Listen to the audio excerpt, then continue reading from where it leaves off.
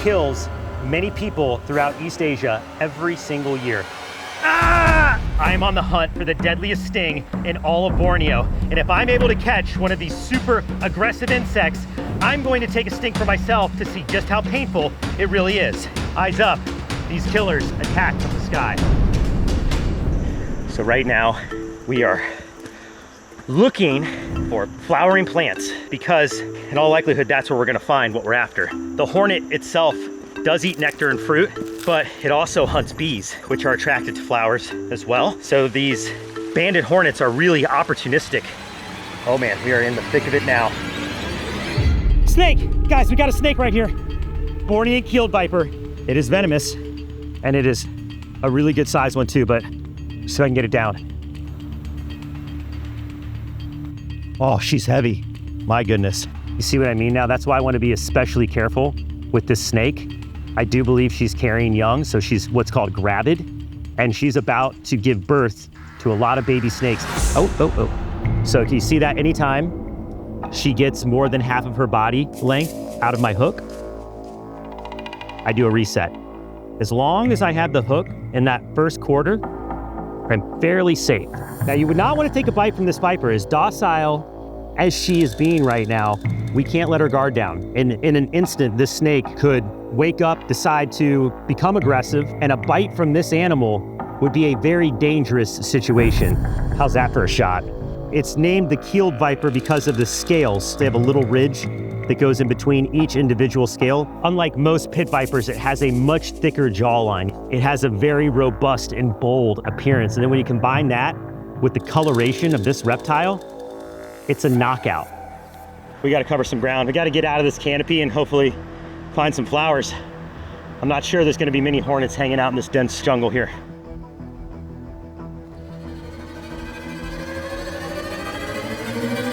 Oh wow, here's a flower.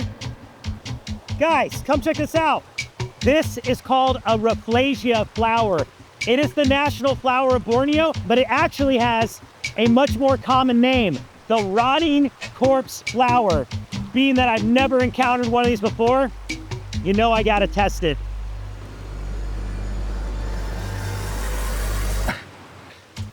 It definitely stinks.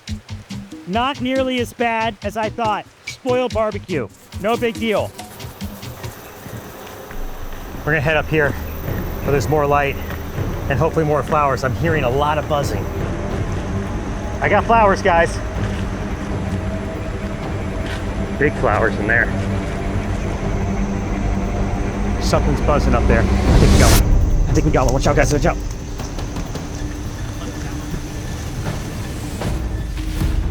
I got it. Yes. Woo, we got one. Let's go to this clearing. I'm gonna get the jar. Oh, baby. Oh my goodness. That is it. The banded hornet, the deadliest stinging insect in all of Borneo. It is huge. Look how big it is. Oh my gosh, I cannot believe we got one. And it looks mean. Let's go set up the sting table. Let's do this. First, up close look at one of the insect killers of Borneo, the banded hornet. And it is enormous, easily twice the size of hornets that I'm used to seeing. And look at that bright yellow band across the abdomen. An obvious reason as to how it got its name. Now, there are two types of banded hornets. There are banded hornets in the mainland of East Asia, and then there are banded hornets in the tropical regions. And you can tell the difference mainly because the mainland hornet band stops right in the middle. So you see a black line above the yellow. The tropical version of this hornet has a yellow band that extends all the way to the top of the abdomen. And of course, here we are in the tropics, so this is in fact that species. But between the two, this one is known to be much more aggressive, and it kills many people throughout East Asia every single year. In fact, in 2018 alone, this species of hornet killed 7 people in Indonesia.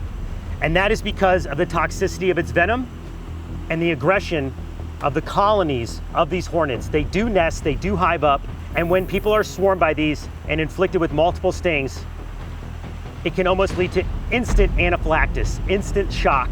And sadly, yes, many people lose their lives due to those unfortunate encounters. But today, and because of all the stings that I've done before and my knowledge of what to do in case of an emergency situation from a sting, I am willing to go flesh to stinger with the terror that is known as the Banded Hornet of Borneo. And it looks intense, preparing itself for what is going to be probably one of my worst stings. The nerves are kicking in.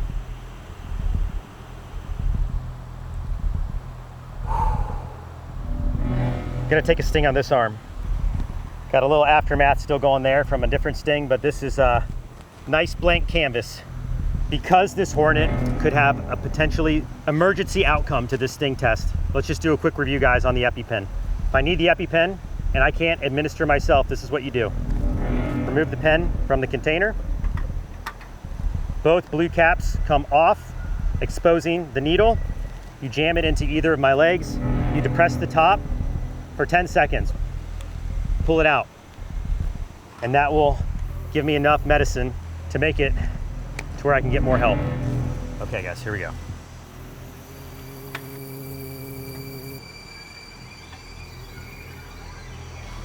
Out of the container. Try to do it without getting it too fired up so I can get a good hold on it. See the stinger going. Got a bad hold. I've got it between the sheets. I'm gonna keep chasing it until it gets a dead end.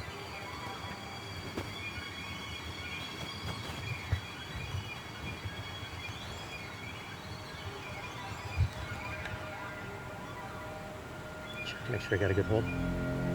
I got a good hold. There it is. I'm Mark Vins, and I'm about to enter the sting zone with the Banded Hornet of Borneo on 3. 1, 2, 3.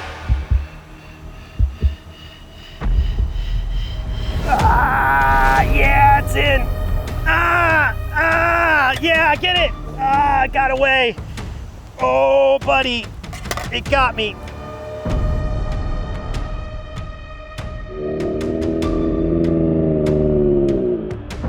Oh. Oh, wow. Ooh, that burns. Oh, yeah.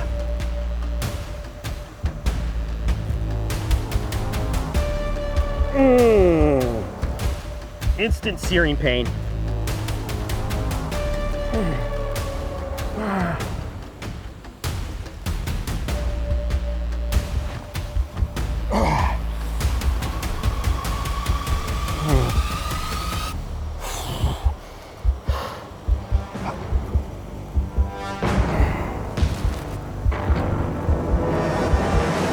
Stinger went deep right away. It flew off almost immediately. No one else was stung, thankfully. But that was a powerhouse of a sting, guys. It's like making my hand shake. All right, let's just monitor. Forgot to monitor this for like at least a half hour, guys. I'm not out of the woods by any means. It's been about 10 minutes after the sting. You can still see the blood at where the sting site was. A lot of the stings that I take remain in the upper parts of the skin, in the dermis of the skin. This one clearly went into the bloodstream, and it itches so bad already. Typically, itching does not set in for at least like 12 hours to a day. I have never experienced this on any sting before. And it still hurts. Let's be really, really clear. It does not feel good at all, but the itching is starting to overpower the pain. So unusual. But it's time to rank this insect, this Banded Hornet from Borneo, on the Brave Wilderness Bite Sting Index. And as always, it's going to be on 3 factors: intimidation, pain, and the aftermath. Roll it. On intimidation, the Banded Hornet certainly looks intense. It's easily twice as large as your average hornet, and they almost warn you not to touch them with that bright yellow banding. Plus, they do have that reputation of being the most deadly sting in Borneo, which is terrifying given how many stinging insects live out here. So for that, I give it an 8.5 out of 10.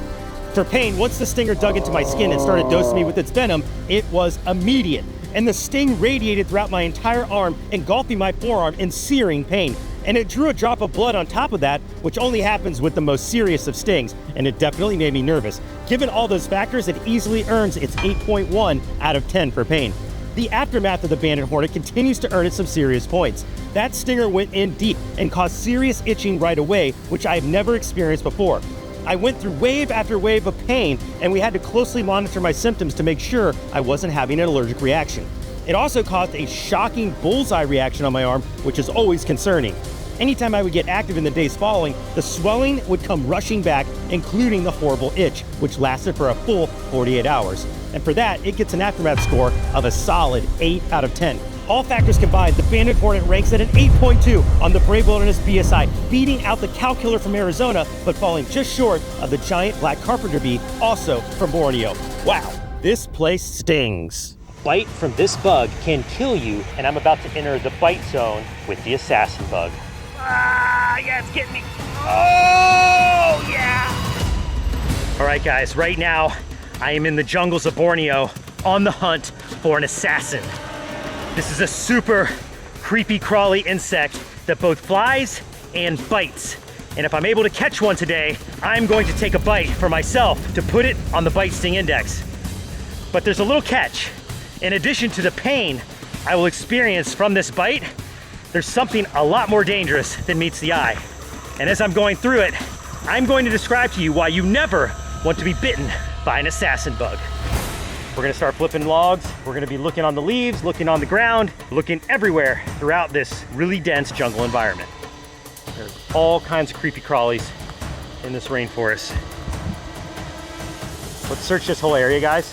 This looks really good. The assassin bug we're looking for is either gonna be orange, yellow, or red, any of which are gonna be pretty easy to pick out of this environment because we have a lot of greens and a lot of browns. The colorful pop of these bugs is not something that blends in very well out here in Borneo, but there's a reason why these bugs don't care. We'll talk about that once we find one.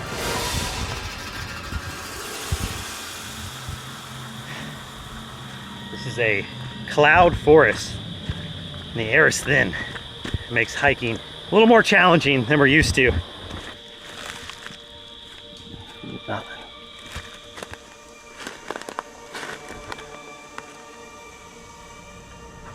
Got one. Right here. Right here. Get the stick. Now it could fly. Guys, if it flies, I'm gonna spring into action, but I wanna see if you can get a shot of it. You see it on that stick? There it is. We got a red one. Red assassin bug. Andrew, can you hand me a jar? Sure. Thank you. See if I can scoop it up before it flies away. All right, I'm gonna put this down. You guys ready? We're ready, Mark. Got it. Got an assassin bug. A bright red one too. All right, it's game on. Oh man, I can see its dagger-like mouth already. Let's go set up the bite table. It's go time. Oh buddy, we got a big one today. I'm ready. At least as ready as I'm gonna be. Okay, the bite that I'm about to endure from this assassin bug, this fire red insect, is not only gonna be something that really hurts, but is also a bite that's definitely going to send me to the hospital. You heard me right. After the shoot, I'm gonna have to seek medical attention for what I'm about to do.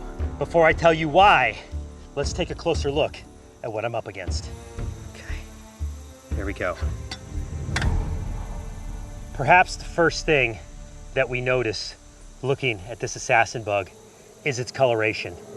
Bright red, speckled with a black polka dot pattern, and then of course that easily identifiable elongated head with the proboscis sticking out of the face.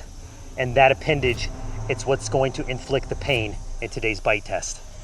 Before I tell you about why this insect is so dangerous, let's get a closer look at it so we can appreciate just how unusual this assassin bug is. Now, it can fly, so we gotta keep an eye on it. Hopefully it just sits right there. This has gotta be one of the most aposematic looking insects. Ooh, almost flew away there. This has gotta be one of the most aposematic looking insects you could ever see. Oh. I got it.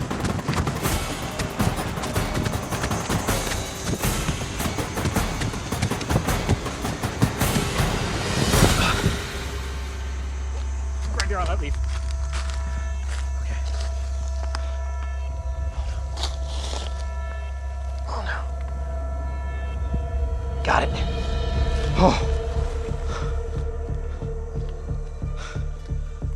That was close. Almost got away. That was very close to ending this bite test way too soon. Woo!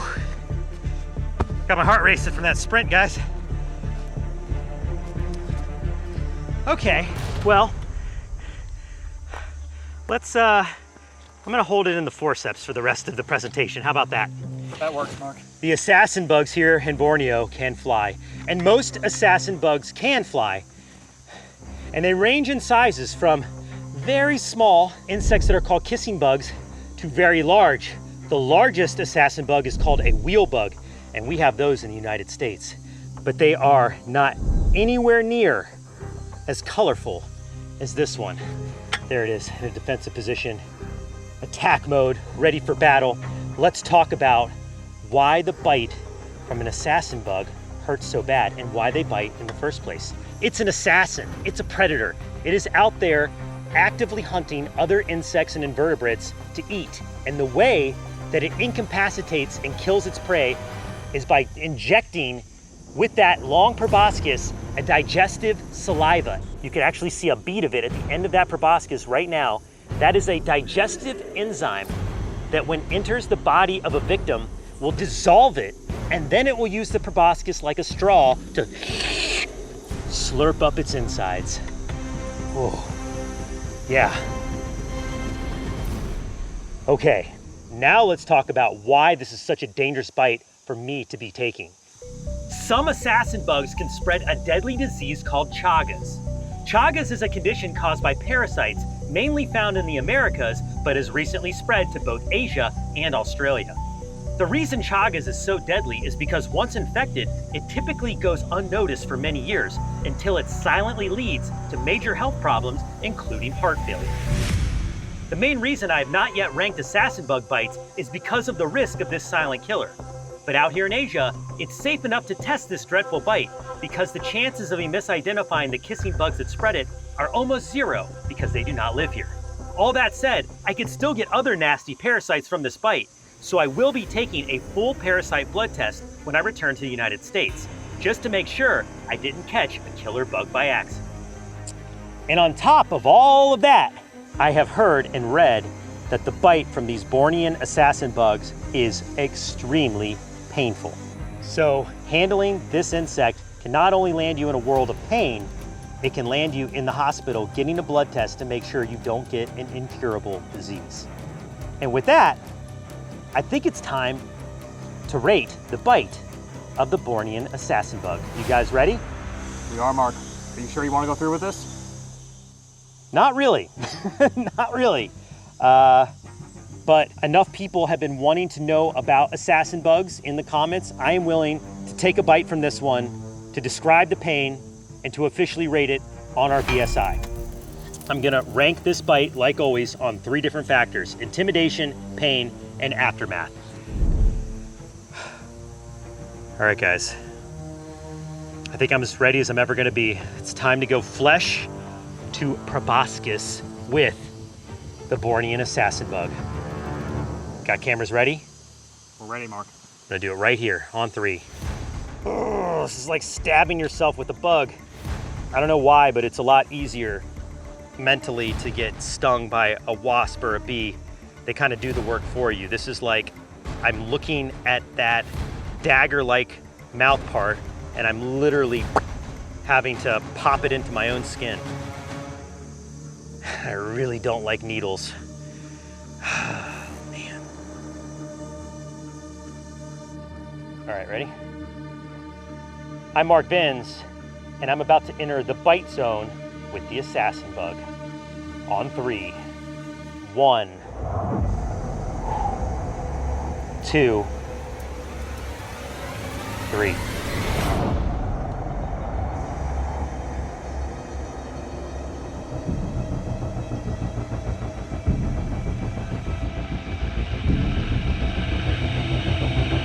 Ah! Dang it! Wow! I don't know if I got a good bite though. I gotta go again. Ready? 1, 2, 3. Ah, it's biting me. Yep, it's biting me. Ah, it's in. Oh, yeah. Ah, yeah, it's getting me. Oh, yeah. Ah. Oh. Woo.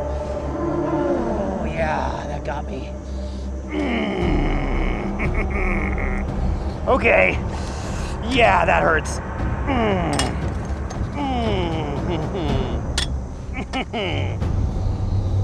Oh, wow. Wow, that is instant fire. Yeah. That is like a hot poker going into your skin. Yeah.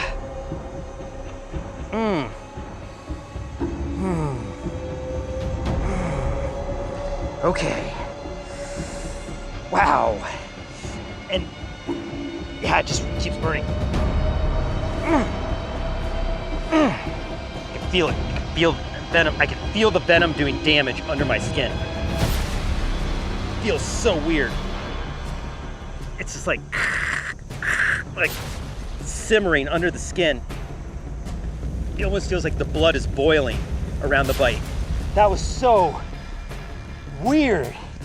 I've never had a more instant pain from what looked to be a gentle touch. Did you guys see the proboscis? It just kind of like went out like an elephant's trunk. It went like whoop, and then touched my skin almost like a feather. It didn't like spear down like I expected. It touched the skin with the softest landing. I didn't think it was even gonna bite at first, and then I felt something from its mouth go under the skin. I don't know if you saw it. When I was pulling it out, you could see its tongue. Do you see that? Yeah. Oh, dang it. It got me. And it doesn't look like much, but it sure hurts. Holy smokes.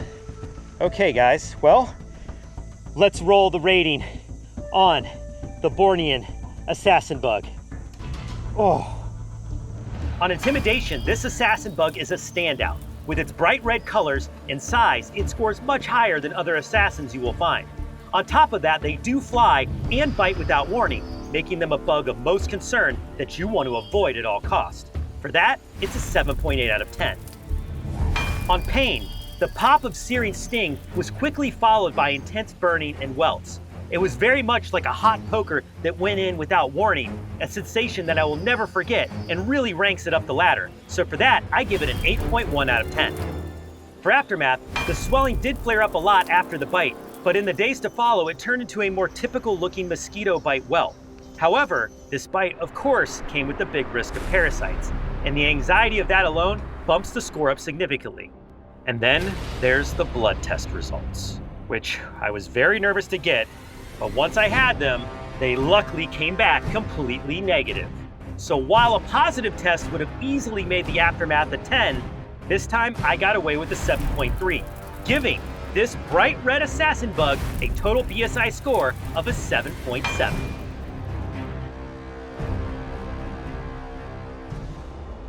What's going on, guys?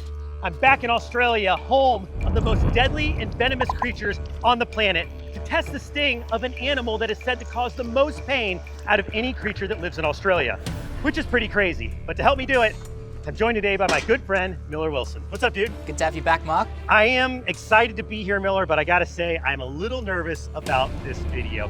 Why don't you tell everybody at home what creature we're trying to catch today? So today we're going to be trying to track down Australia's most venomous freshwater fish, the bull rat, also known as the freshwater stonefish. Which is a pretty aggressive title for an animal because I have been stung by the saltwater stonefish, and it's something I would honestly never attempt again. So when you told me about the bull rat, of course I was curious. I know 3 people who have been stung by this fish, and all 3 of those people were hospitalized. For real? Yeah. Dang it. All right, well, we're gonna try our best to catch one of these guys, so Miller and I are gonna hit the trail and see if we can find ourselves a freshwater stonefish. Anything to look out for over here, Miller? Lots of venomous snakes around this area. Some Okay. of the world's most venomous snakes actually live in this forest, so Really? got to be careful. Aren't there leeches out here? Leeches, plenty of leeches as well. No shortage of them. Yeah, probably gonna get a couple leeches today. Hope Oh, it. God. Oh, here's a big leech right here. Oh, here's a couple.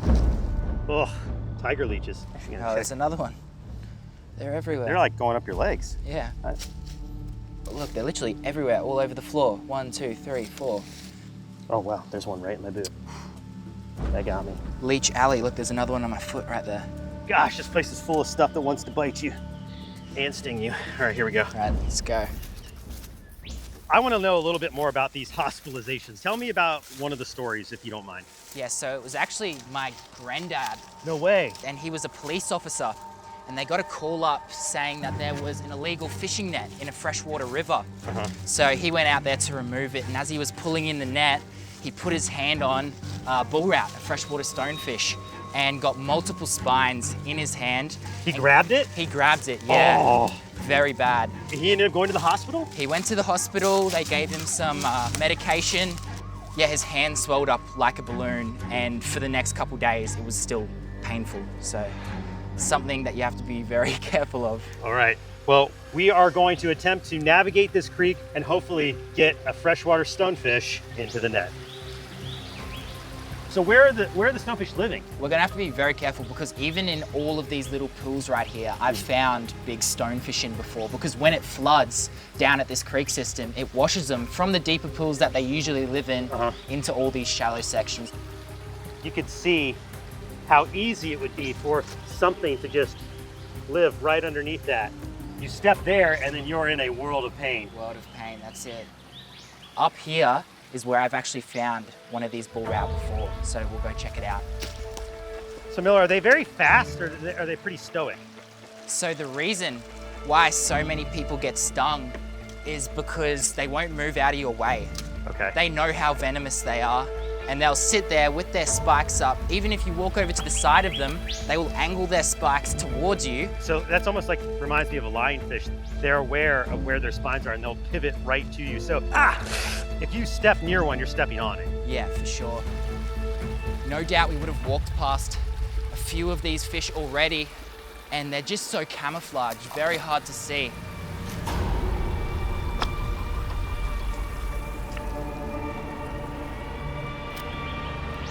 Got one, right here. Really?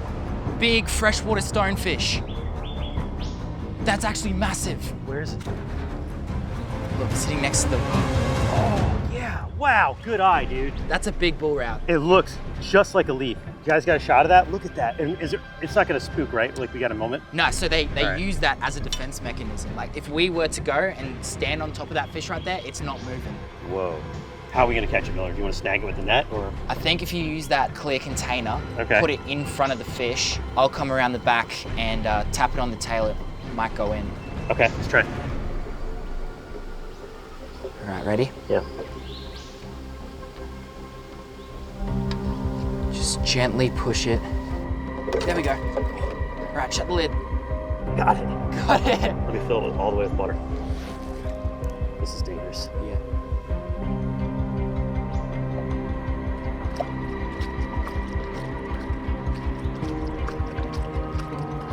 All right.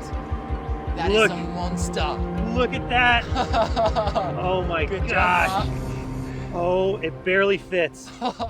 That is a monster. That is the biggest freshwater stonefish I've ever seen in this creek. Good job. We Wow, got no, one. good job to you for spotting it. Look at how perfectly camouflaged this fish is to this environment. And I noticed that it spazzed a little bit when we caught it. So this isn't an animal that we're gonna be able to hold easily. No, they're a lot more difficult to handle than the saltwater stonefish. Okay, well, now it's time for the moment that I've been dreading all day long. It's time to set up the sting table. All right, Miller, are we all set? It's all you, mate. All right, here we go, guys. Well, there it is. You are looking at the bull route, the freshwater stonefish, and one of the most unusual stinging fish I have ever seen. Wow, man. Tell you what, Miller, it's always exciting going on adventures with you, man, but I am definitely feeling the nerves right now. This is uncharted territory. I don't think anyone's ever been stung by both a freshwater and saltwater stonefish before. So to compare the pain from both stings will be something that no one's ever done 100%. The saltwater stonefish was by far and away one of the worst stings I have ever experienced. When it's all said and done, this should be just extraordinarily painful for me and hopefully educational for you. Ah, God. Immediate fire spreading up my fingers. I can already feel it in these three. Hang on, I gotta walk it off. I had lasting symptoms. We're talking these 3 fingers right here were completely numb for 3 months. Yes, 3 months of complete numbness in these fingers from the saltwater stonefish. So in terms of what this fish would have to do to ascend beyond that pain, it's a lot, guys. All right, before we get into this sting experiment, let's take a closer look at this very unusual and very seldomly seen fish. And the first thing that I want to point out that I've already noticed is since we pulled it out of the stream, it has now completely changed its appearance. Once we sat it on this light metal table, it is also now much lighter in coloration. And I believe if you zoom in close enough, you'll be able to see why. There's these tiny black dots all around its scales and its face. And I think those are like chromatophores, just like you'd see on a squid or an octopus, where it can expand and contract those cells to completely change its color. So the camouflage is great for avoiding predators, but if you can't avoid a predator, what does this fish use? It's super toxic venom. And it delivers that dose of venom through its venomous barbs, the spines up and down the dorsal fin. There are spines here at the tail, and there are spines underneath the belly of the fish on the pelvic fins. So there's really no good way to hold this fish for today's sting experiment. And that's why, until I'm ready to take the sting, once we get it out of the container, I will be wearing gloves. Now, just like all the other bite sting experiments, we are going to put this fish on the bite sting index on 3 different factors: intimidation, pain, and aftermath. One last thing, for a remedy, your best first aid scenario in any fish sting, hot water and a compress. So with all that being said, it is time to enter the sting zone with the freshwater stonefish. You ready, Miller? Ready to go, mate. Okay. All right, so the fish can be out of water for upwards of 10 minutes. It won't be that long, but just so everybody knows, this fish can breathe air while being out of water. All right, look at how it raises its fins in defense. I just want to point that out. As soon as I go in for the grab, ching, like a bed of spikes, raises them up for defense. Okay, got a grip. Okay, fish is out. Miller, why don't you come in here? I'm gonna remove this glove. I just want you to basically hold the fish in place. Yeah. All right. I'm so shaken right now. And I'm about to enter the sting zone with the bull route, freshwater stonefish from Australia, on 3. 1, 2, 3. Ah! Oh, we got it. Yep, definitely in. Ugh. Ah! Get it good. Ah! Yep, okay. Miller, put it back in the water, please. Yeah. Yeah, that burns. Ow! It is burning, building.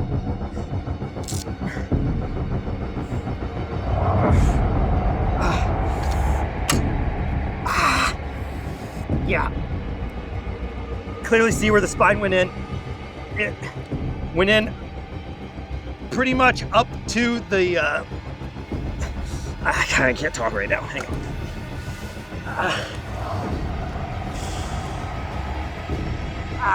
No, it hurts. Yeah, definitely burns. Like all through those fingers. Definitely some neurotoxin going on in there. It's not just, it's not like the other ones. It's way different than the saltwater stonefish. Way different. And those spines way sharper than the stonefish. It took almost no pressure. And that went all the way in as Yeah, well. yeah. That's a good sting. Yeah. Those spines are needle sharp. If you put all of your weight, it would go all the way in. Like, I could have easily gotten that spine an inch into my hand with more pressure. Like, it was just going. And I'm here to tell you, if you were to step on one of these fish, if you were to take a whole handful of spines, you're definitely going to the hospital. Like, this is excruciating, just a single barb. Wow. Do you need any hot water? Yeah, I'm gonna just try to endure it a little bit. I just wanna see if it spreads beyond my hand before I put it out. I don't know. We're gonna have to wait to see how bad this gets, the aftermath. Miller, thank you, brother. Good job, mate. Now we've got to wait for the next 24 to 48 hours to see just how bad this sting gets. Don't forget, if you're ever stung yourself, hot water, compress, and if that doesn't work, hospital. But right now, we are going to roll the official Brave Wilderness Sting Index rating of the bull route, the freshwater stonefish from Australia. Roll it. On intimidation, I was definitely nervous. The saltwater stonefish caused lasting nerve damage in my hand for over 3 months, so I had an idea what I was in for. And once I saw those long venom-laced spines stand up, it sent chills all over my body. Even though the bull route may be a smaller fish, the unknowns of its venom score it big-time points. Plus, hearing Miller's account of his granddad going to the hospital from a sting, yeah, I have to award this fish a whopping 9.2 out of 10. For pain, just like the saltwater stonefish, the sting sparked an instant inferno that intensified with each passing minute. And even though the small puncture wound may not have bled out very much, the venom surely found its way deep into my hand, and it hurt bad, giving this fish an 8.7 out of 10 on the pain index. For the aftermath, there really wasn't one. It was nowhere near the saltwater stonefish in long-term effects, and after applying the hot compress, the burning sensation subsided entirely, much like my reaction from the scorpion fish in Florida. Now, my hand was a bit sore for the rest of the day, but that was about the full extent of the aftermath. All this being said, I can only award this river-dwelling fish a 4.7 out of 10 in this category, giving the final tally of the bull route, the freshwater stonefish from Australia, a 7.5 out of 10, falling just below the assassin bug of Borneo on the Brave Wilderness Bite Sting Index. The acid-spraying violin beetle in an effort to see if it's truly as dangerous as the local legends say. Let's get searching. Not only are they super unique looking, they are enormous and they possess a very dangerous defense mechanism. The violin beetle has the power to secrete and spray acid, which can make you go blind. And we're going to catch one. We just started our search here and we've already come across something really crazy looking. Check this out. Hold on tight if you have arachnophobia. That is a huge golden orb weaver. Wow, that is a giant one. Walk onto my hand.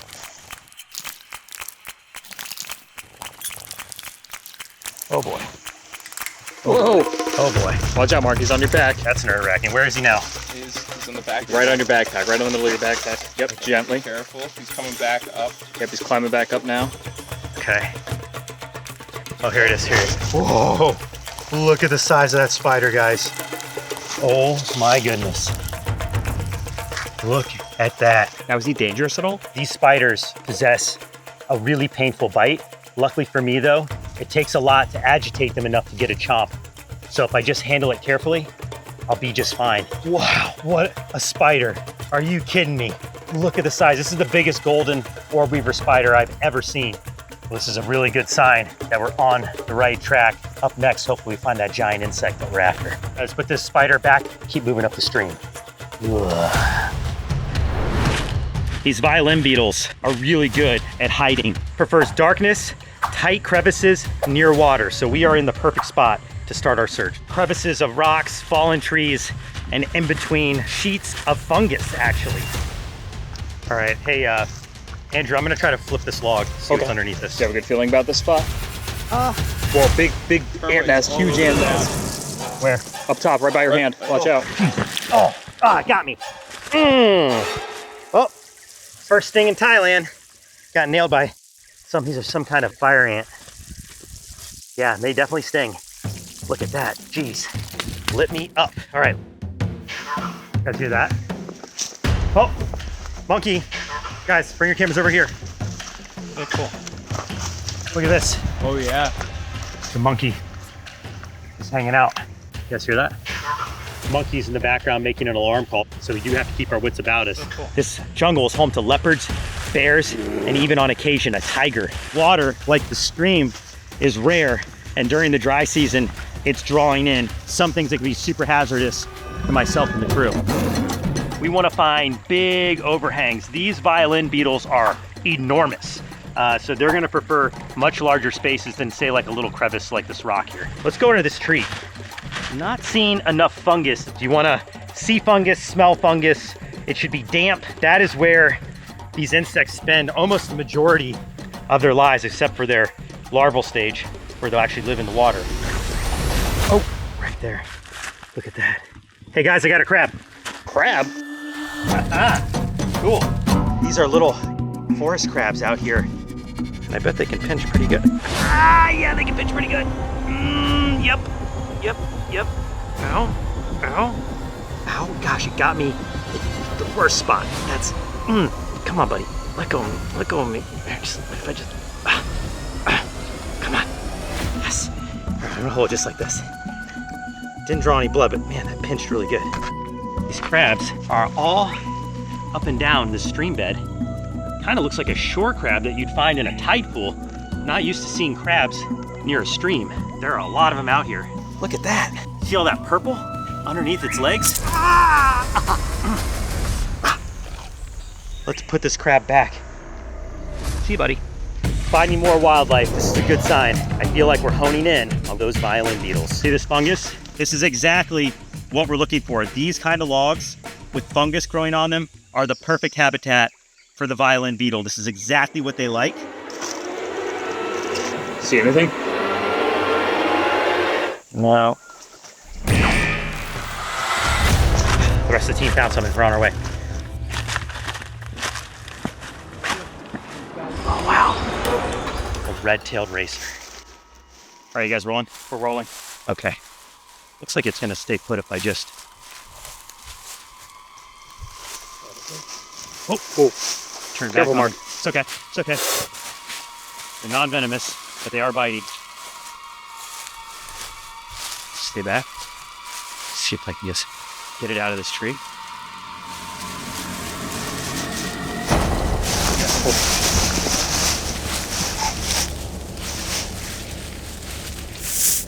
Oh man. See him biting me? All right, can my snake hook there? Got it. See if we can get him to calm down. All right, there we go.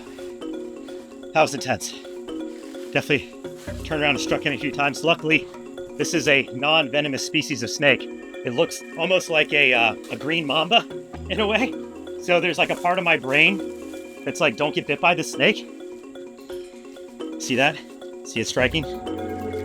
Look how it's flattening out its neck. The more calm I am, the more calm the snake will be. Pretty rare to come across one of these racers because typically they're found much higher up in the canopies, hunting for anything that it can fit in its mouth. We're talking lizards, frogs, and even birds. I just had to take this opportunity to present this beautiful snake up close like this. We've got an audience of monkeys right overhead that are probably looking at me like I'm crazy. And all the things I've seen in Thailand so far, this is by far the coolest find. We're getting close. I can feel it. This is exactly the environment we need to search. See this underhang? I'm gonna get my flashlight out and I'm gonna get up under there. I have a feeling this is the perfect spot to find what we're looking for today. You see something, Mark? Oh my goodness. Guys, I got him. You can see him? Oh yeah, man, they are weird. Oh my goodness. There's about 8 of them. And Did you say 8 of them? there's about 8 of them. They're all hugged up underneath this stump or this log here. And I feel like if I can just get my jar on top of them, I'm gonna have a good chance of getting it into an area where we can film it. Okay, so I'm gonna use this. Wish me luck, guys. Here we go.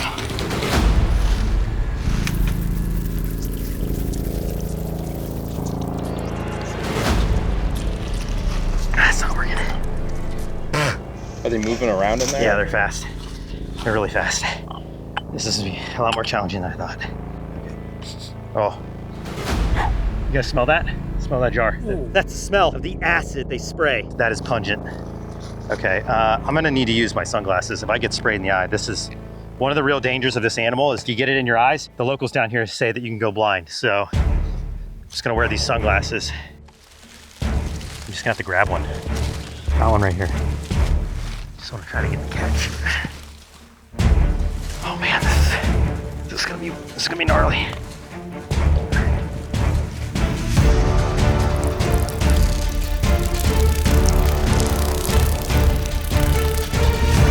Got one. Got him. Got it. Get in the jar. Oh my gosh. That was crazy. Woo! All right. We got it, guys. Woo, yeah.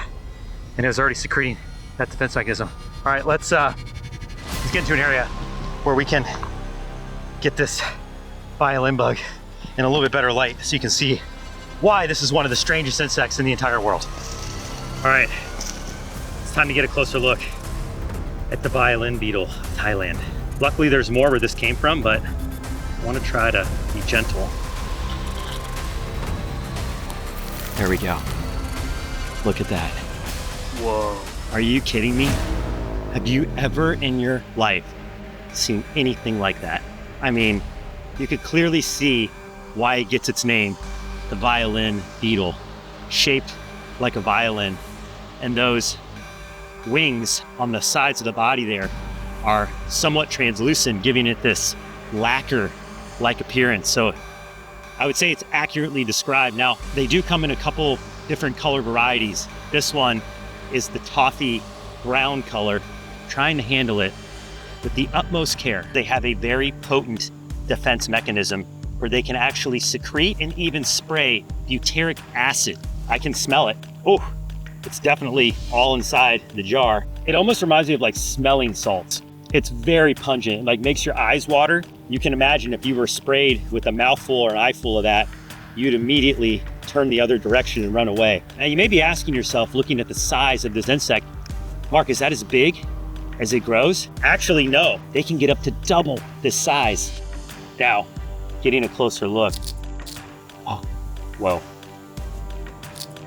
Now, do you know where they spray their acid from? They secrete the acid from the abdomen, and my guess is from underneath. I'm actually gonna try to pin the beetle so we can see the underside and maybe we can see it spray. See that abdomen right there? So it likely secretes that butyric acid right from the back of the abdomen. Yep. And that, woof. Oh, it's got a huge waft of it, yeah. Ooh. But I also want to show you, look at this.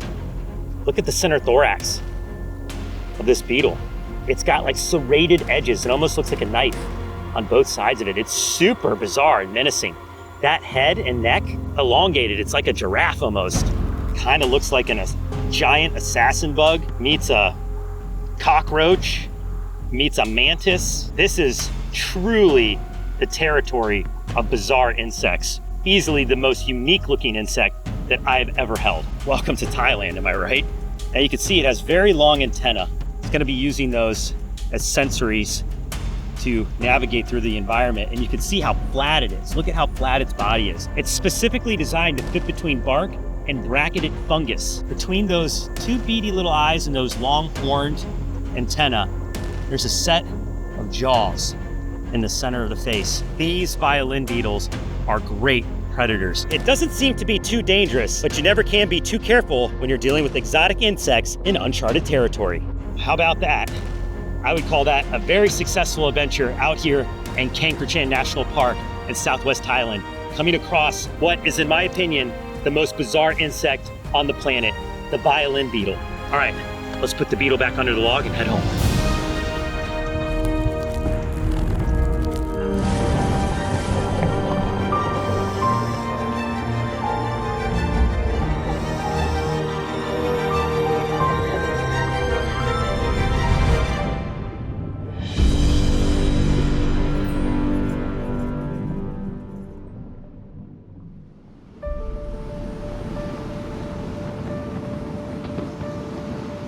Welcome back to Guadalupe, Mexico, the site of our very first great white shark encounters. Aboard the Socorro Vortex, we traveled over 175 miles to this prehistoric island in hopes of getting up close with the world's largest predatory shark. Here we go. And as millions of you witnessed, that's exactly what we did. But what if I were to tell you that we really didn't come all of this way for an ordinary shark cage adventure? What if I were to tell you the real reason we came this far was to embark on the single most daring mission we've ever attempted? Today, I will take you even closer to the most famous set of jaws on Earth in a one-of-a-kind shark cage submarine. By now, I'm sure everyone watching this video has at least seen images of a great white shark before. But have you ever seen a Spock? Probably not, because this self-propelled ocean cage is highly experimental and can only be piloted by one of two people in the entire world. Now, the sharks will let us get close in this, or are they going to get close to us? Both. Both. Yeah. Meet Eric Higuera, our pilot for today's mission, and a world-renowned marine biologist and ocean photographer. So no matter what, we're not going to sink. Well, that could be the second step. That's not what I wanted to hear. Eric, I want you to say, yeah, we're not going to sink. You are in charge of monitoring your own air supply system. I won't be able to monitor that. If you run out of air, it's going to be your fault. You're probably asking yourself, or maybe even yelling at your screen, why are you putting yourself in this situation? Well, what we know of these mysterious creatures has been limited to years of topside observation, cage diving, and the infrequent free dive experiences that only a few have lived to speak of. So this vehicle truly represents an evolution in our understanding of the world's most famous shark, which is also perhaps the world's most famous animal. All right, so we had our debriefing with Eric on the self-propelled ocean cage, AKA Spock, and I have to say, I am so excited to get out there and in the water in this research vehicle. This is going to be probably one of the most unique experiences you could have with great white sharks in a safe way without free diving. I mean, certainly someday I'd love to have the opportunity to free dive with great white sharks, but this is about as close as you're gonna get here in Guadalupe. And now all we need to do is go get suited up, get our cameras ready, and get out there for some action. As if this activity in of itself wasn't dangerous enough, the technical nature of this dive was also quite daunting. I would need to wear a full face regulator in order to maybe have communication with the pilot. However, underwater comms are notoriously unreliable. I would also be wearing a pony bottle BC in the case of an emergency bailout, in which I would need to rip off my full face reg to use it. Not ideal. Additionally, I would be wearing nearly 30 pounds of weight without fins, and I would sink like a rock 1 foot outside the confines of the cage. Oh, and did I mention this was an experimental craft? The connections and critical mechanisms were all exposed and at risk of damage from the divers. If I were to kick one accidentally, it could prove catastrophic. Eric is in the Spock. I'm about to get in the Spock, and then we're about to go get up close. Okay, your time to get in. Okay, here we go, guys. See ya. This was potentially the most dangerous step of the day, and potentially of my entire life. Jump in, and miss grabbing the cage, you sink. Fast. This was a one-shot deal, a no-miss scenario. This wasn't just water, it might as well have been looking off a 50-story skyscraper. This was it.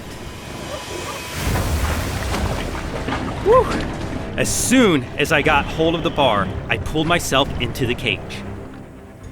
And what had seemed roomy on the deck had suddenly shrunk, and there was barely any room to move. All right, I'm all set. Ready to go. But what was worse, my headset was silent. The communications had already failed. Eric and I would rely solely on hand signals for the entirety of the dive. In a way, I was now completely on my own. Once settled and breathing normally, I set the cameras and gave Eric the signal to launch. In an instant, we were off.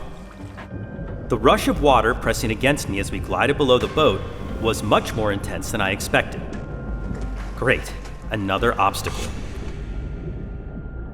After adapting to these new sensations, the environment came into view.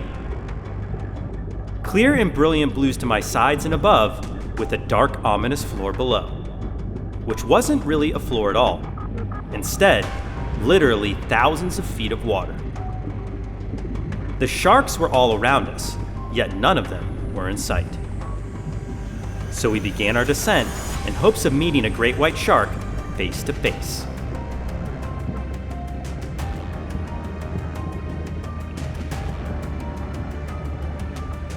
Eric zipped the Spock up and down, checking different depths for shadows and signs of movement. The thermoclines, or temperature layers, were dramatic. Each dive down would zap us with freezing cold water, and the light would retreat right along with it. It was very dark below 60 feet, a perfect environment for these sharks, as they have adapted retinas that are actually split, one part suited for surface light and one part adapted for darkness. And while we certainly require wetsuits to regulate our body temperatures to keep from hypothermia, the sharks are able to regulate their bodies all on their own.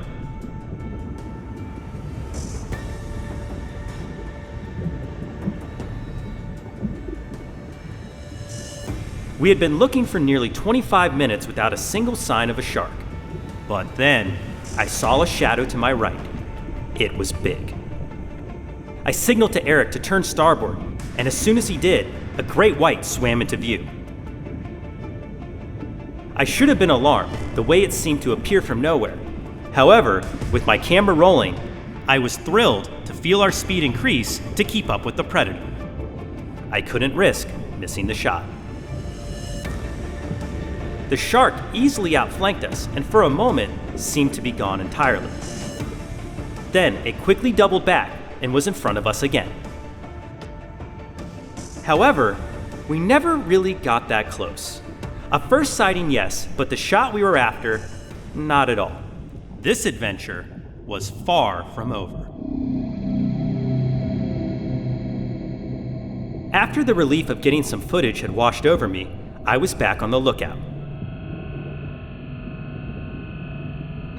Great whites can grow up to 1 ton and over 18 feet in length, and swim at speeds in excess of 30 miles an hour. Even with the Spock to protect us, I couldn't help but feel completely outmatched. But who could blame me? It's not every day you find yourself in the kill zone, a favorite hunting ground of the great white. Again, we dashed around the grounds. Only sardines and other fish came into view. And after 45 minutes, I began to think that was it. That was as close as we were going to get. When then, Eric suddenly turned. He must have seen something I hadn't. I knew we were near the boat, but I wasn't quite sure how close. And then I saw the shark. It was swimming straight for us. All I could do was breathe and keep my camera as steady as possible. This was it. The encounter of a lifetime. Time slowed in that moment, and as the shark moved and swam back around for an even closer look, the fact that I was being observed and calculated by this creature was unmistakable. A real connection between myself and the shark that I've been dreaming to meet had finally happened. As it turned and swam away, a sense of relief came over me. I was ready to be back on the boat, but I wanted to tell everyone the tale of how obvious and beneficial vessels like the Spock would be for revealing the true nature of this misunderstood species. I certainly would be walking away today with a brand new perspective that I never thought possible. Woo! We got really close to a shark. That was awesome. That was the shot we needed. So much more intense than I thought it was going to be. Just give me a second. I need to like absorb the fact that I'm back on the boat. Wow, what an experience. Getting to be in the realm of the great white shark in a shark cage submersible. Are you kidding me?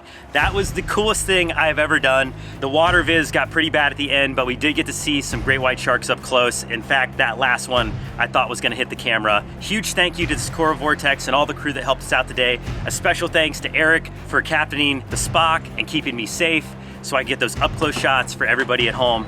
I hope you guys love this episode as much as I did. Make sure to subscribe and hit the notification bell so you don't miss a second of the action ahead on Blue Wilderness. I'm Mark Vins. Be brave. Stay wild. We'll see you on the next dive. All right, I'm gonna go warm up and dry off.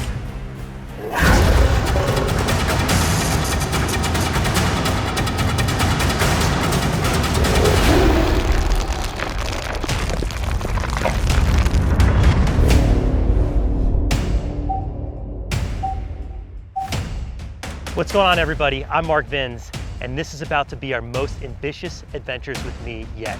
Tomorrow, we're gonna hike to the peak of that mountain behind us to find what's left of this aircraft.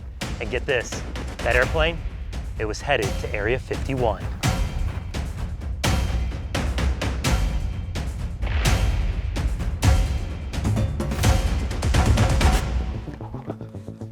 All right, here we go. Mount Charleston Peak, 8.3 miles ahead of us. This is going to be one of the most extreme adventures we've ever done on Brave Wilderness. This crash site is just 50 feet from the summit. I hopefully find the remains of the flight that faithfully crashed that November day back in 1955. While the journey ahead would be an extreme feat of endurance, my mind was fixated on what we might find at the crash site, or if we would even find the wreckage at all. To get back down before dark, we wouldn't have much time at the summit, nor did we bring the gear required for an overnight expedition. Our awareness of this time crunch was great fuel to continue the march toward the top. However, what would we find when we got there? This was a plane headed to Area 51 after all. Were there secret documents left behind? Spy plane devices? Parts from an alien spacecraft? Literally anything was possible. But first, we had to get there. Look at that right there. That is snowpack left from the winter season. That's how high in elevation we're headed today. This altitude has snow almost half of the year, and as this is melting away, we're seeing the last bits of what's left. A little bit of a false summit here. Looks like we've reached the top of the first leg. Now we've got to cover some real distance in miles. Here's a sign. Let's see what it says. Griffith Peak Trail. Takes you to the top right there. You can see the summit. But we're headed to Charleston Peak, which is that way. Still a long way to go for us. It's not even the halfway point. Okay, we made it to checkpoint number 3. Up the switchbacks, over the saddle. Now this is the grassy knoll, and we're about to enter the burnt forest. And once we hit this tree line, I'll tell you why it got that name.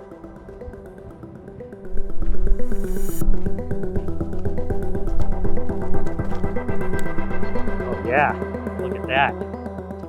Definitely see the burnt forest embodied by this tree. It's absolutely charred on the inside. And in 2013, this entire mountainside was leveled by a 28,000 acre wildfire. And this is the last checkpoint on our map before we make our way to the summit at Mount Charleston, the burnt forest. And it's a very ominous checkpoint, if I don't mind saying so. I mean, we're looking for a plane crash that was actually coming in. If you just point your camera over there, that's the valley, and beyond that's California. The flight was leaving from Burbank, California on its way to Area 51, got stuck in some bad weather. And because of the secrecy of this mission, the plane was actually flying underneath the radar, and unfortunately missed clearing the peak of Mount Charleston by 50 feet. The velocity that it impacted with scattered the aircraft all over the mountainside. So with any luck today, we will find the remnants of that infamous plane crash.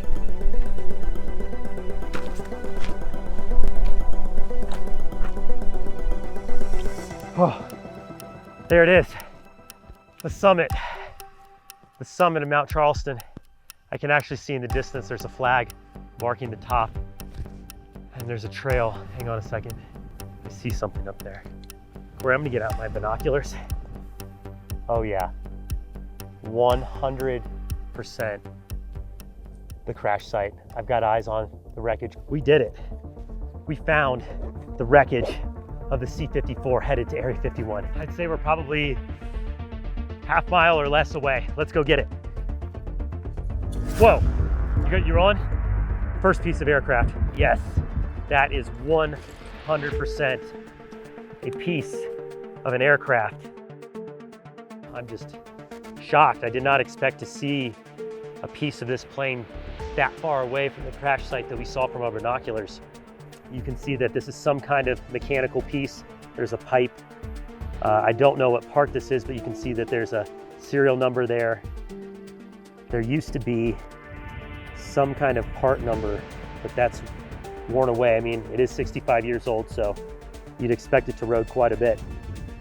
About a half a mile away from the crash site. It must have hit full speed. All right, let's keep moving.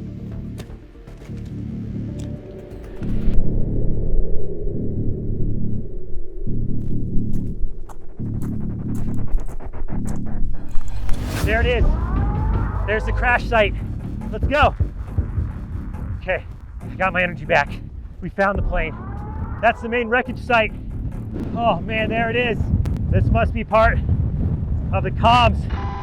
The communication system would have wires like this. You can see them all. Almost looks like a spool of yarn.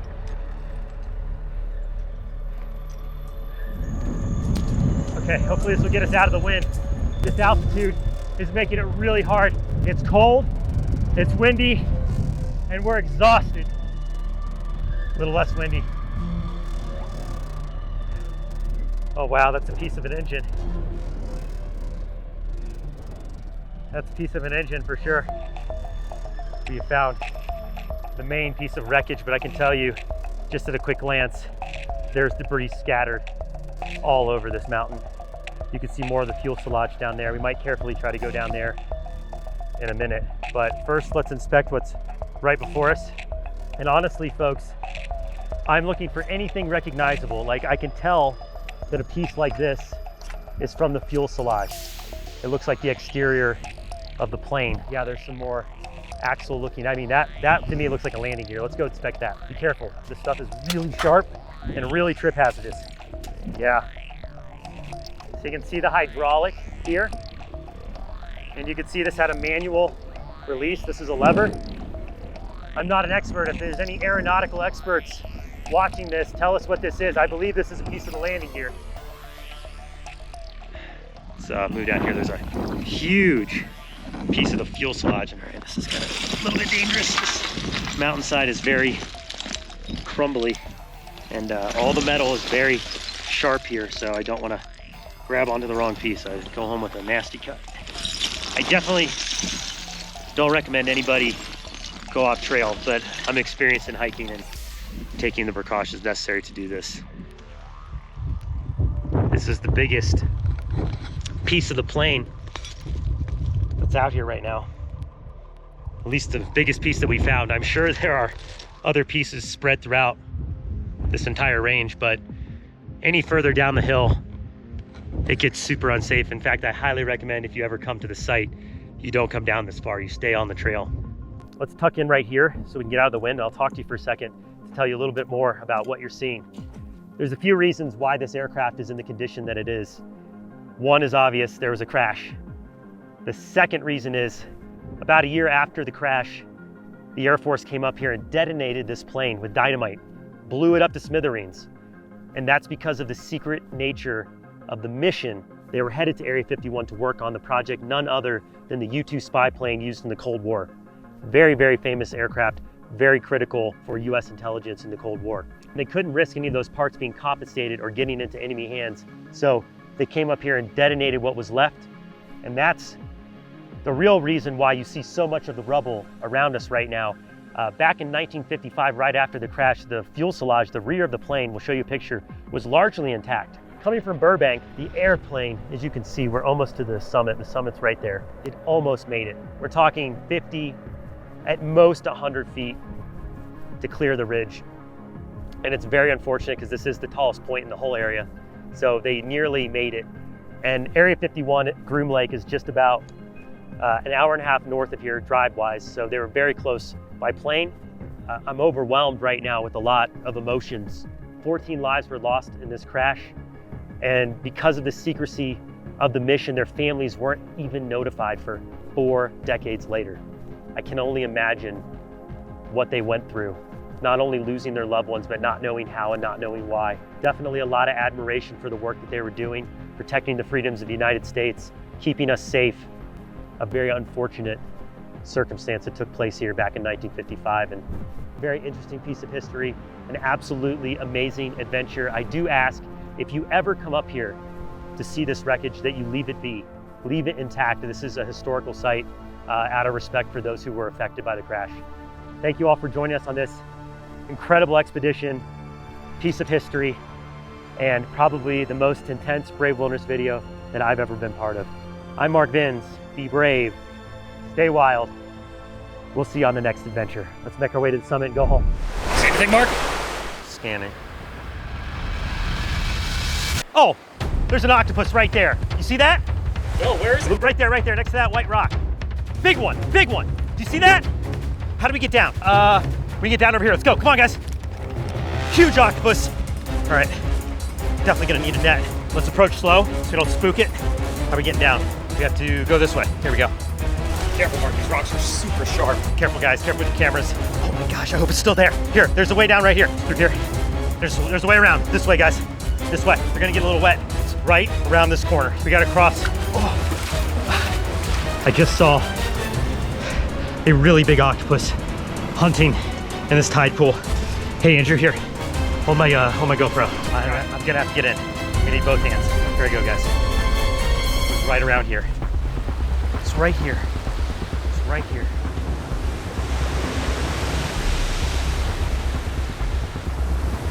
There he is.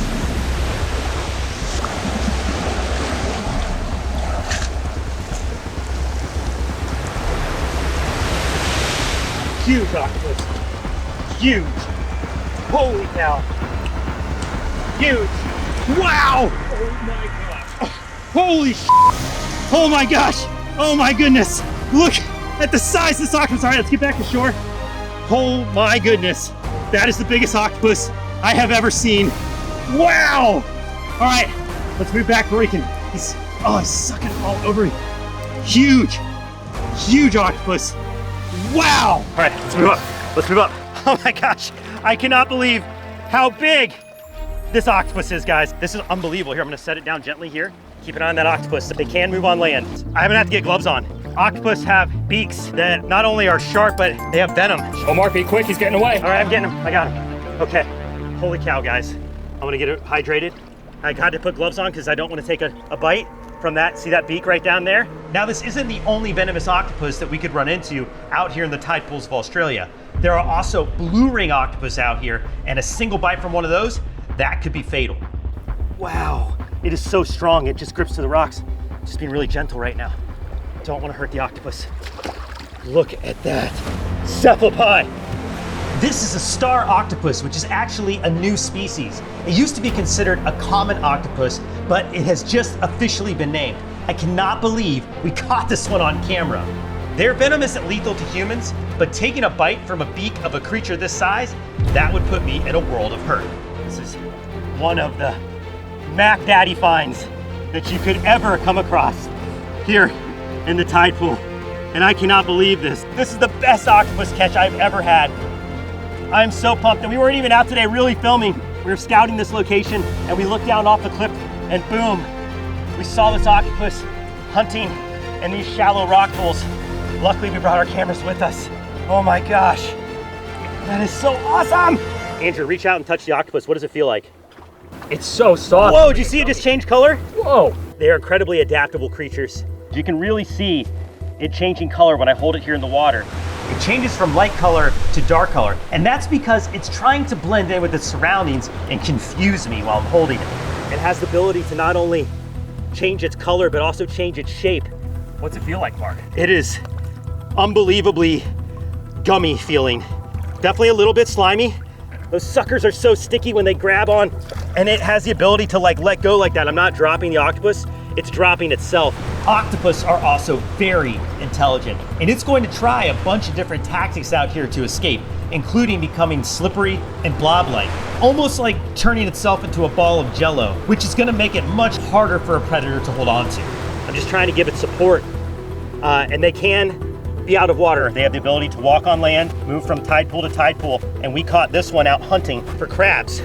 Related, of course, to the snail, but looks nothing like the snails I'm used to seeing. Look at how well this octopus is keeping its shape too.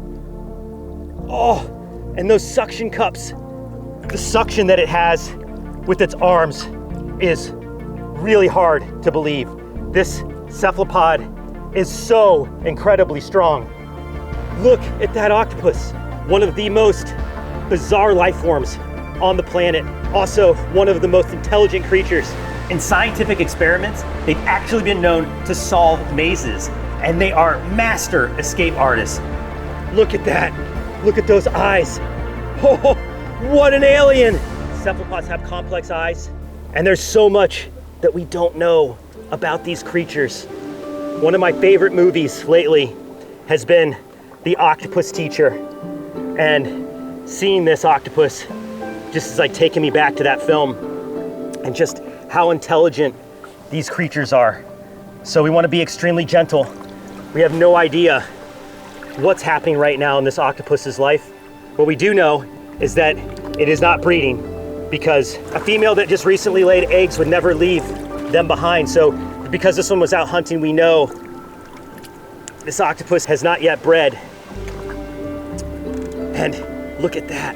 Are you able to get a shot of those suckers? Look at those. And it has the ability to just grip on. Like if I hold it right here on my arm, it'll sense the ability to grip. I can feel it like tense up when it wants to move.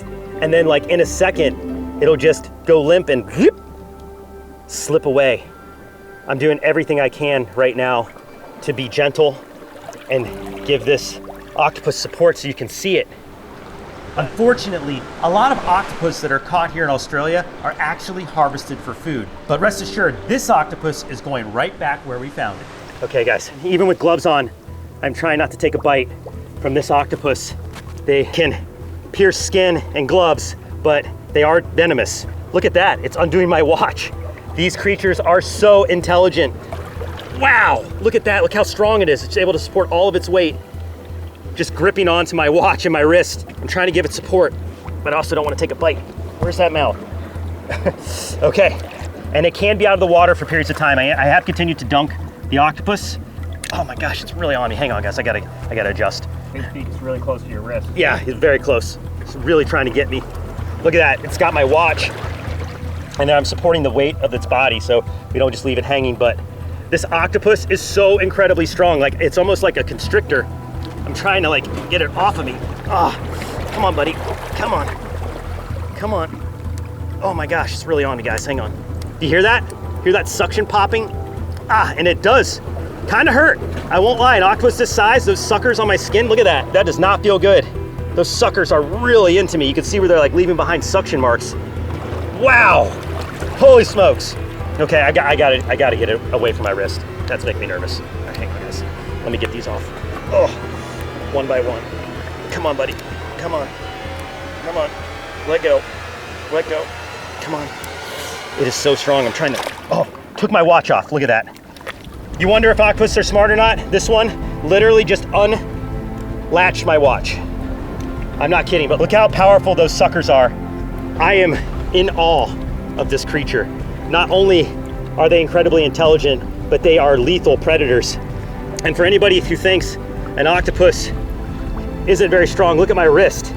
Just sucking onto my wrist right there with its suction cups on its arms. Look at that, I'm gonna have like raspberries for a while. But totally worth it to get hands on. But you wanna talk about the grand prize of any tide pool expedition? How about finding a giant octopus? Wow! All right, let's put it back. If you see an octopus in a tide pool, especially one this big, do not attempt to pick it up. They are capable of giving a very strong bite, and all octopus are venomous. Welcome to the Sonoran Desert, one of the harshest environments in the continental United States. This terrain has become a staple for brave wilderness. From the Gila monsters to the tarantula hawks, even the plants are out for blood. In fact, that's exactly why we're here.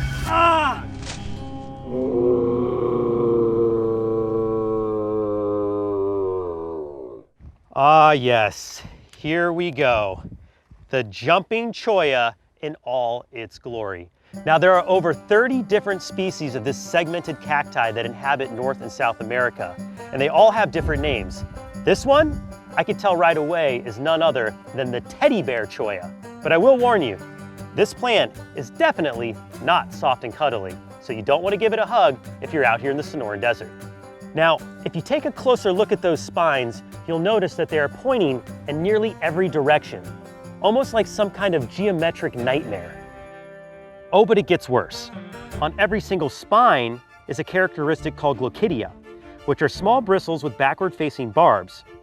This microscopic feature makes the cholla difficult to remove once it is adhered to any surface or unlucky passerby. Now, I know what you're thinking. Are these plants just plain evil, or is there a method to their madness? Well, as it turns out, each and every single segment of this plant is a potential seed for the next offspring. They've adopted what's called vegetative reproduction. But what's with this name jumping cholla? Their name is a bit of a myth.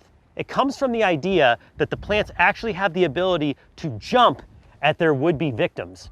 However, that's not the case. But what they can do is fall. So a good gust of wind or vibrations in the ground can cause the segments to fall, especially in the dry season. And at this point, I want to show you guys the methods to remove a cholla plant from your body.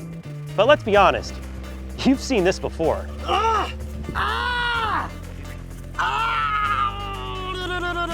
Yeah.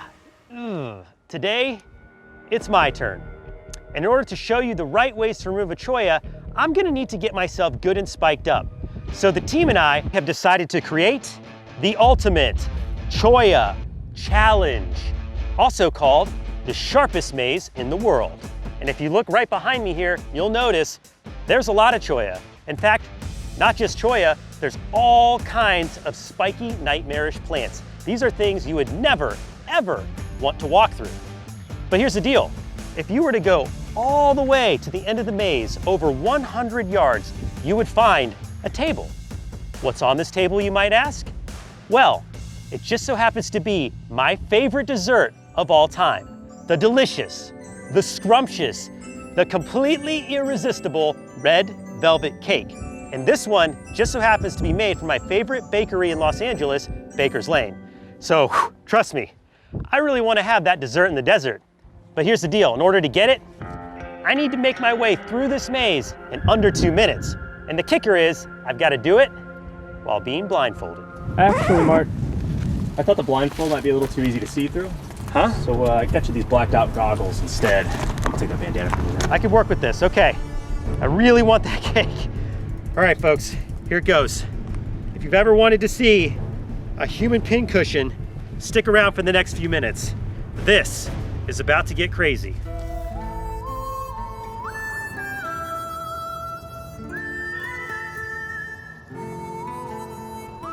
Alrighty, folks. Looks like we got ourselves a good old-fashioned desert showdown. No sense poking around. Let's get right to it. 2 minutes on the clock. Let's give him some spins for good luck. And he's off. That, man. Straight. To your right, to your right. Good, good. To your left, Mark, to your left. Oh, God. Straight. Yep, straight ahead. Oh, watch out for that one by your leg. Back up just a little bit and then go straight. There you go. Oh, I can't see a thing. There we go. We got a little bit of a clearing Time here. check. You got about 1:30. Watch your shins. Which way? Oh, man. Back up. Oh. Okay, Mark, we gotta keep going. Right. To your right, to your You're right. right. To your right. What is that? That's another one, is it? No. Straight ahead. Yep, side step. Step with your left leg forward. Yeah, just go straight, Mark. Just go straight. Oh my gosh, how far am I? Halfway through, Mark. Come on. Don't get too close to those. Keep shuffling. God. There you go. My leg's seizing up, man. Well, we're in between two very sharp plants. So what we need to do, yep. You just turned yourself perfect. Okay. Go forward. There's a bush right below you, though. Step over that with your left leg. There you go. Am I doing the right thing? I can't. Yeah. I'm just trying to feel for bushes with my feet. Shuffle. There you go. Am I close? You're close. We got about 30 seconds, though. We got to make it. I'm like terrified to finish this, Corey. Help me. All right, this part's tight. Dude, I'm stuck. I'm freaking stuck. Ooh, he's gonna feel that one for a while. Let's slow that down real nice like and see an instant replay.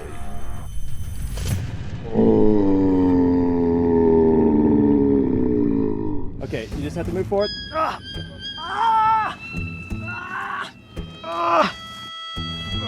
You're right there. It's right in front of you. Oh, I feel the table. Got the cake. Yes! Victory! Oh, dude, you made it with like 2 seconds to spare. All right. I need you guys to remove the goggles because I'm like, I can't move right now. Corey, I'm gonna need your help. How bad is it? How bad is it? It's bad, dude. Oh! Oh my goodness. Was it worth it, man? Let Take a bite. Let me see. Made it this far. Oh, it makes it better. That certainly makes it better. Oh yeah, that's good cake. Okay. We gotta get these out. All right, I really need the stuff off the back.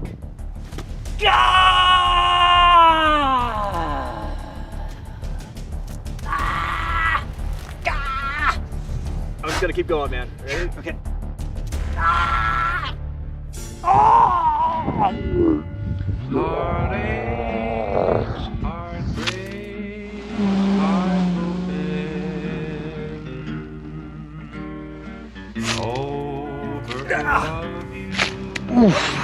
All right, keep going, man.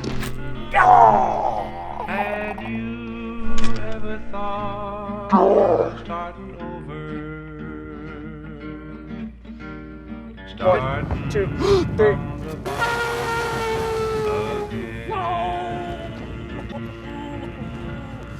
Yep, that was the worst one. Tell you guys what, I'm so happy I wore a cup.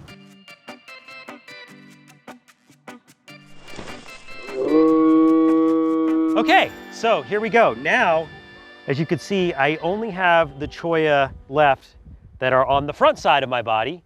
And this is the point of the video where I would like to attempt to show you how, if this happens to you, hopefully it doesn't, but if it does, how to properly remove these choya with the least amount of pain possible. The number one thing you want to avoid doing, this is like rule number one with choya, you never, ever, under any circumstances, try to remove choya with your hands. Even if you have gloves on, as you can see, these things go through boots, they go through fabric. So don't use your hands, you want to use a tool. Now, what tool should you use? Well, I'm glad you asked. Corey, my comb, please. Thank you, sir. No, I'm just kidding. It's not for my hair, but one of the best tools for removing the choya is a large tooth comb, just like this. Work the teeth under the spines until you grab the choya. You could kind of see I've got the fruit pulling up now. Ready? 1, 2, 3. Whew. Okay, that's one. Oh, this one's gonna hurt. Oh, yeah! Yes! Yes, sir, that hurts.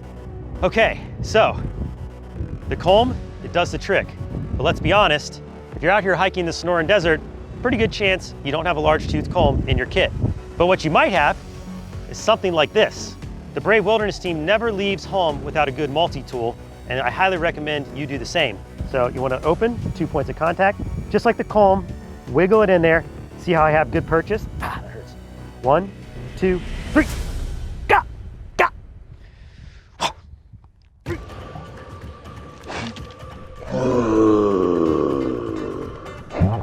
Velvet cake, velvet cake, velvet cake.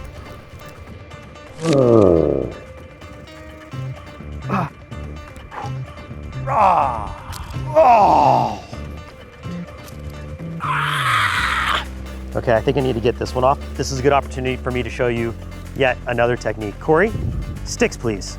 Thank you, sir. Now, if you can't find any sticks, just look harder, because you definitely don't want to use your hands, like I said before. What you want to do is take the sticks, fork them underneath, get purchase, and then same as the other ones. 1, 2, 3. Oh, yeah, just like that. But I gotta be honest with you, I much prefer the multi-tool, so I'm going back. Okay, this is gonna be a good one. And the final, cholla. I hope you've enjoyed learning about the Sonoran Desert and all of its spiky inhabitants and how to remove the pesky cholla should you ever have an encounter of your own. I'm Mark Vins. Be brave, stay wild. We'll see you on the next challenge. Ready, guys? 1, 2, 3. Ah!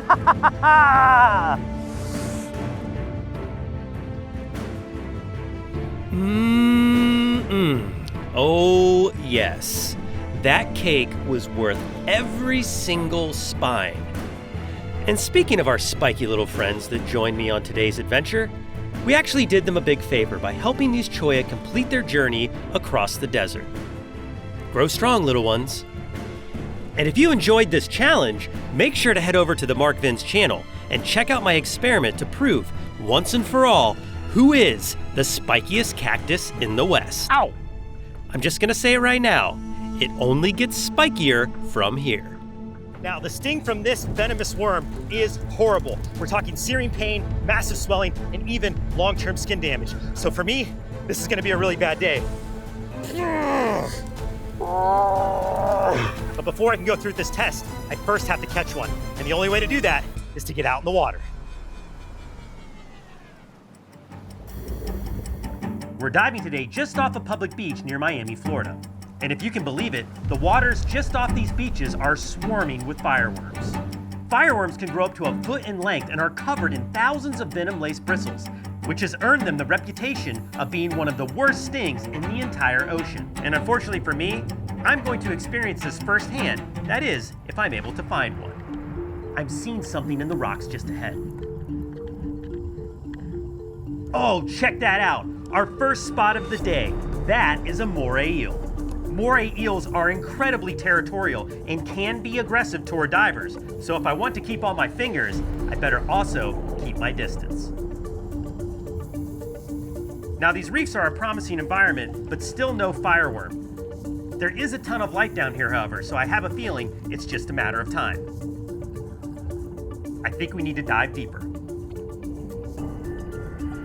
All right, yes, this is looking perfect.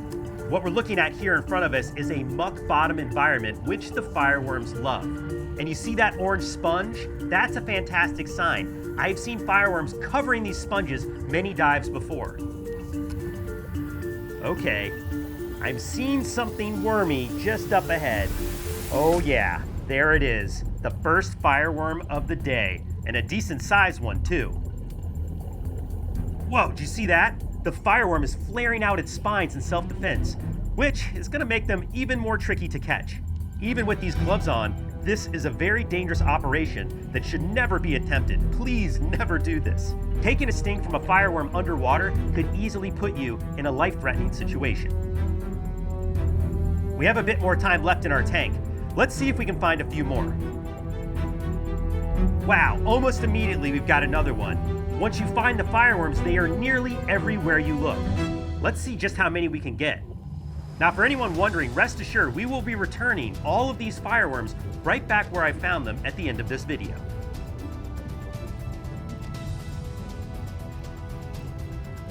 Wow, that one is an absolute monster. I'm not even sure it's going to fit in this container. Let's try.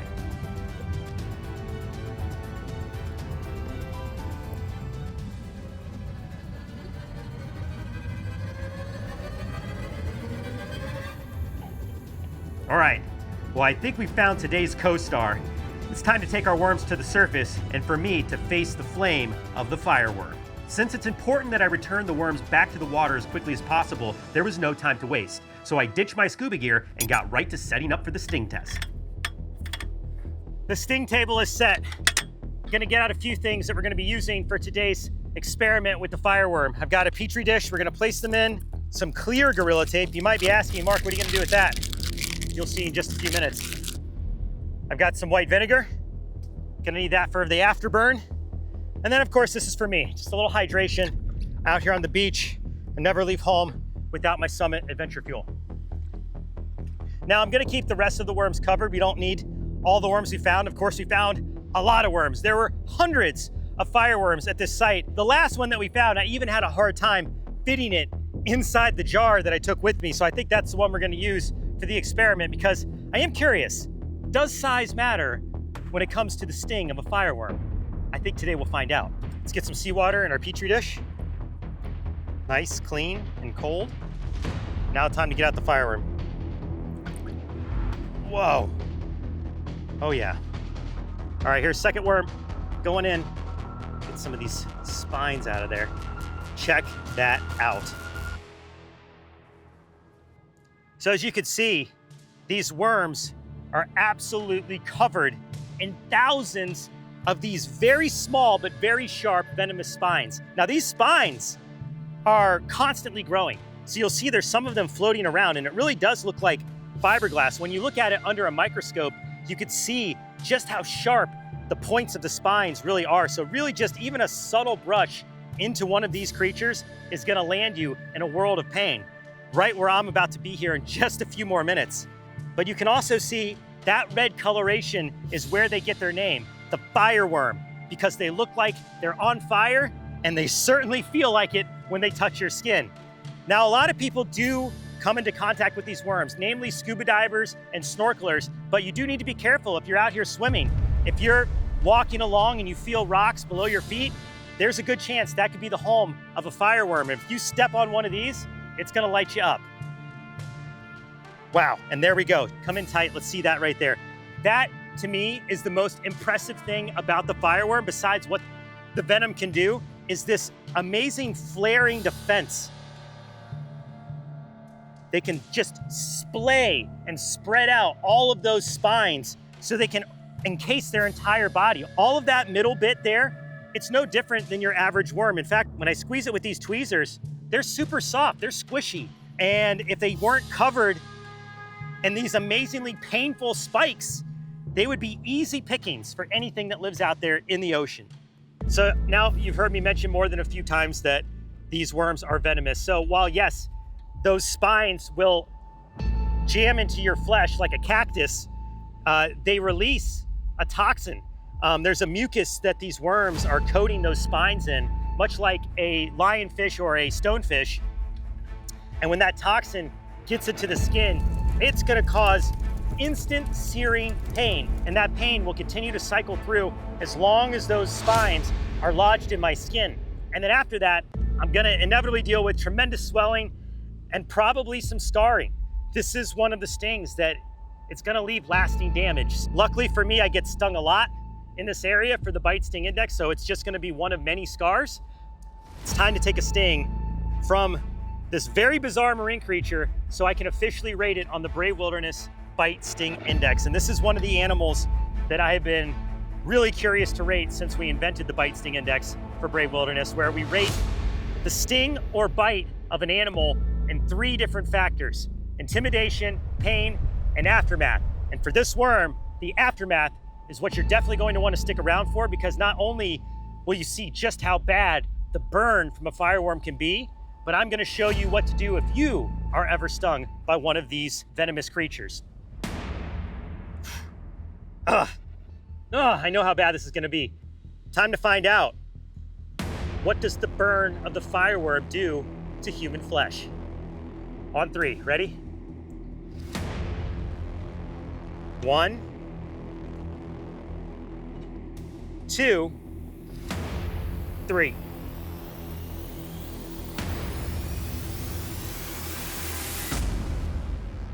Come on, I didn't get me good enough. Maybe one more time. Here we go. Puff up. 1, 2, 3. Ah, yeah, that burns. Ah!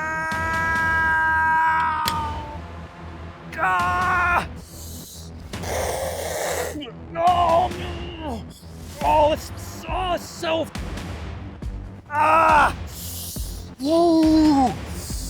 Oh, do you see all those spines? Oh my gosh. Ah. Ah. Oh, you can already see it's turning red.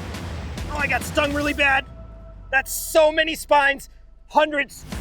I got stung by hundreds. Ah. Oh, it's so bad. Ah. Ah. Okay. Ah. Ah. Oh gosh. Mark, are you okay? Oh, it's bad, dude. It's really bad. Hold on. Ah. Ah. Oh. Ah.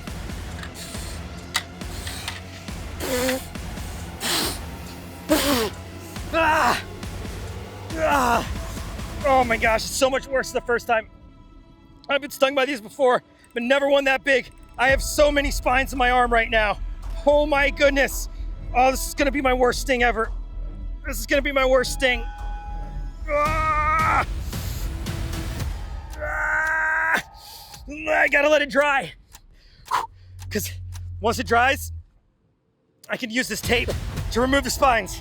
Anything that's like super adhesive. If you don't have duct tape, find something sticky. Just like get that stuff out of there. You need to get those spines out of your skin because right now I can just feel the venom just like lava flowing over top of itself. It's just as bad as a bullet ant. It's just as bad as a bullet ant. It could be worse.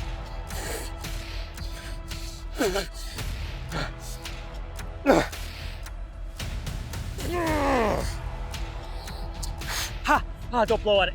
Makes it worse. Oh, come on. Dry. Dry. Ah! All right, I'm gonna walk it off. Hang on, guys. I'm just gonna walk around for a second. Ah. Ah. Ah. Ah. Ah. Okay, it's dry. It's dry. All right, I've taken all I can take. I gotta get these out. All right, piece of tape like that. Any tape will do, but I got this so you can see just how many spines I'm gonna get out. I'm gonna try to do this in one swoop.